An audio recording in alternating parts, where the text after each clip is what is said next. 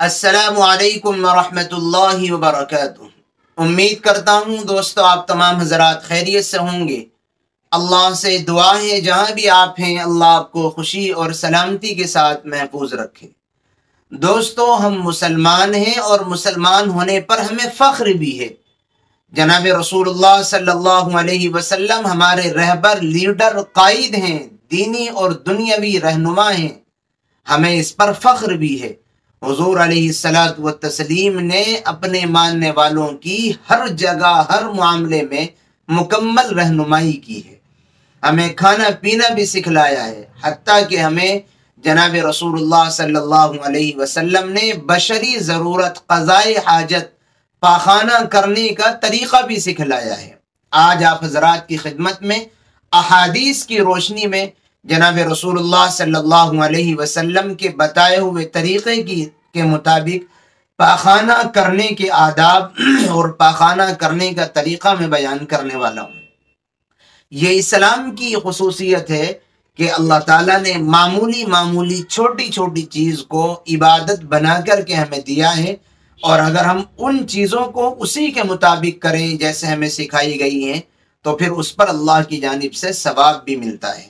اس لیے پاخانہ اور بیت الخلاء ٹوائلٹ جانے میں بھی ان باتوں کا اگر ہم خیال کریں گے جو میں بتلانے والا ہوں تو یہ سنت کے مطابق ہمارا کام ہوگا اور سنت کو زندہ کرنے کا ثواب ملے گا۔ پاخانہ جانے کے لیے سب سے پہلا ادب یہ ہے کہ سر ڈھکا ہوا ہونا چاہیے۔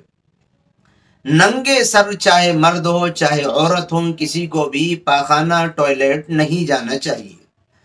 دوسرا ادب ہے بائیں پیر سے داخل ہونا چاہیے اور دائیں پیر سے پاخانے سے نکلنا چاہیے۔ جب آپ بیت الخلاء ٹوائلٹ جائیں تو پہلے بایاں پاؤں رکھیں اور اس کے بعد جب آپ باہر آئیں گے تو باہر پہلے دایاں پیر نکالیں گے، بایاں بعد میں نکالیں گے۔ تیسرا ادب ہے کہ جب آپ بیت الخلاء جائیں گے، ٹوائلٹ جائیں گے تو جانے سے پہلے آپ بیت الخلاء جانے کی دعا پڑھیں گے۔ دعا کیا ہے؟ بسم اللہ اللہم انی اعوذ بک من الخبث والخبائث۔ اس دعا کے پڑھنے کا اہتمام کریں۔ اگر کبھی آپ یہ دعا یاد رکھیں، یہ دعا باہر پڑھنی ہے، اندر نہیں، داخل ہونے سے پہلے پڑھنی ہے۔ اگر آپ کبھی یہ دعا پڑھنا بھول جائیں باہر تو اندر جا کر آواز کے ساتھ پڑھنے کی اجازت نہیں ہے، وہاں دل میں پڑھ لیں۔ چوتھا ادب ہے کپڑے کھڑے ہو کر کے نہ اتاریں۔ جب آپ بیت الخلاء میں چلے گئے، اب آپ قضاء حاجت کے لیے بیٹھنے والے ہیں تو کپڑے اتارتے وقت اس بات کا خیال کریں کہ بالکل کھڑے کپڑے نیچے نہ کریں، بلکہ زمین کے جب قریب ہو جائیں، بیٹھنے کے جب قریب ہو جائیں تو کوشش کریں اس وقت آپ کا سطر کھلے، تاکہ بے ضرورت آپ کا سطر کھلنا لازم نہ آئے، اس لیے کہ سطر کا کھلنا یہ اچھی بات نہیں ہوتا ہے۔ جب بیٹھنے کے قریب ہو تو اس وقت اپنا سطر کھولیں۔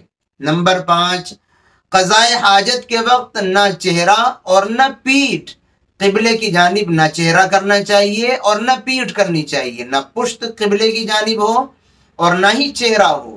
اس سے کعبۃ اللہ کا، قبلے کی بے حرمتی ہوتی ہے، تقدس پامال ہوتا ہے اور بے ادبی ہوتی ہے کعبۃ اللہ کی۔ اس لیے ایسی سمت میں قضاء حاجت کریں بیٹھ کر کے، نہ ہماری پشت قبلے کی جانب ہو اور نہ ہمارا چہرہ قبلے کی جانب ہو۔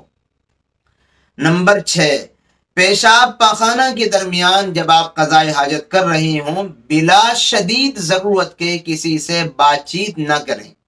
اگر شدید ضرورت ہے بات چیت کرنے کی، کوئی ضروری بات کرنی ہے تو مختصر بات کریں، ورنہ بغیر ضرورت کے بات کرنا یہ مکروہ ہے۔ حضور علیہ الصلاۃ والتسلیم نے اس سے منع فرمایا ہے۔ نمبر 7، بیت الخلاء ٹوائلٹ میں کسی بھی طرح کا اللہ کا ذکر نہ کریں۔ کسی بھی طرح زبان سے ذکر کرنے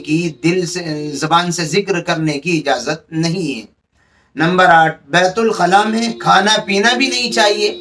بہت سارے لوگ ہوتے ہیں جو بیت الخلاء میں گٹکا کھا رہے ہیں، کوئی سگریٹ پی رہا ہے بیٹھ کر کے، کوئی کچھ اور کھا رہا ہے۔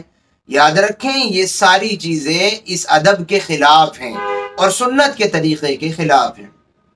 نمبر 9، بیت الخلاء کرتے ہوئے آسمان کی جانب، شرمگاہ کی جانب اپنے بدن سے نکلنے والی نجاست کی جانب نہ دیکھیں، نہ آسمان کی جانب دیکھیں اور نہ ہی اپنی شرمگاہ کو دیکھیں، پرائیویٹ پارٹ کو، اور جو غلاظت نکلی ہے آپ کے جسم سے اس کو بھی نہ دیکھیں، یہ بھی سنت کے خلاف ہے۔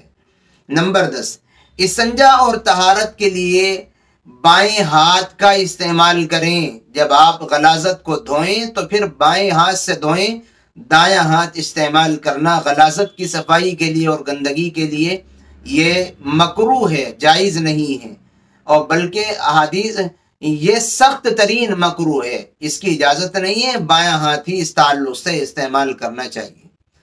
نمبر 11، نکلتے وقت بیت الخلاء سے دایاں پیر پہلے نکالیں، بایاں بعد میں نکالیں، اور باہر نکلنے کی دعا پڑھیں، اور دعا ہے غفرانک الحمد للہ الذی اذهب عني الاذى وعافانی۔ اس دعا کے پڑھنے کا اہتمام کریں اور اسی طریقے پر اللہ کا شکر ادا کریں زبان سے کہ اللہ نے آپ کے جسم میں موجود غلاظت اور گندگی کو سہولت کے ساتھ نکال دیا، ورنہ اگر کسی کی نہیں نکلتی غلاظت اور گندگی تو وہ کتنا پریشان ہوتا ہے، اور یہ کام اللہ نے ہمارے لیے سہولت سے کرا دیا، تو اس پر اللہ کا شکر ادا کرنا چاہیے۔